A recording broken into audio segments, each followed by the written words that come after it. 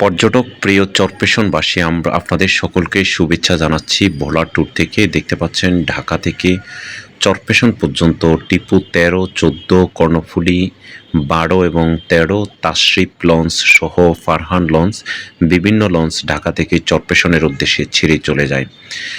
এই লঞ্চগুলো হচ্ছে ঢাকা থেকে প্রতিদিন সন্ধ্যা 7:30 থেকে 8টা এবং 8:30 পর্যন্ত এই লঞ্চগুলো যাতায়াত করে।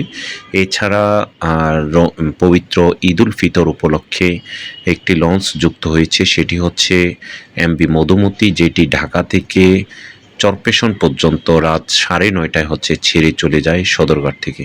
তো এই লঞ্চগুলো হচ্ছে ঢাকা থেকে সদরঘাট পর্যন্ত, সদরঘাট থেকে চরপেশন বেতুয়া পর্যন্ত হচ্ছে যাতায়াত করে।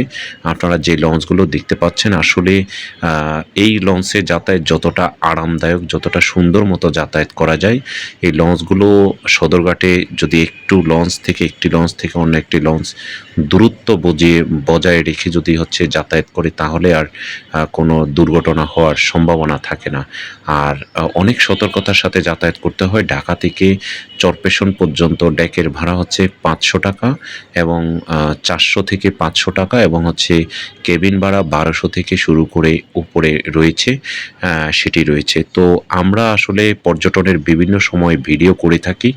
আপনারা যারা আমাদের ভিডিও দেখেন তারা লাইক, শেয়ার, কমেন্টস করবেন এবং আমরা পরবর্তী আপডেট দিব। আপনারা ঢাকার সদরঘাটের এখান থেকেও চরপেশন যাওয়া যায়। এছাড়া হচ্ছে মোহাম্মদপুর বসিলা ঘাট থেকে হাকিমউদ্দিন পর্যন্ত লঞ্চ রয়েছে, এবং এছাড়া পূর্বাচল থেকে ইলিশা পর্যন্ত হচ্ছে লঞ্চ রয়েছে, সেটিও আপনারা যথাসময়ে যেতে পারবেন। তো এই লঞ্চগুলো হচ্ছে অনেক বিশাল বিশাল 2টি লঞ্চ এবং 4টি থেকে 5টি লঞ্চ। সবাই আমাদের পেজে লাইক, শেয়ার, কমেন্ট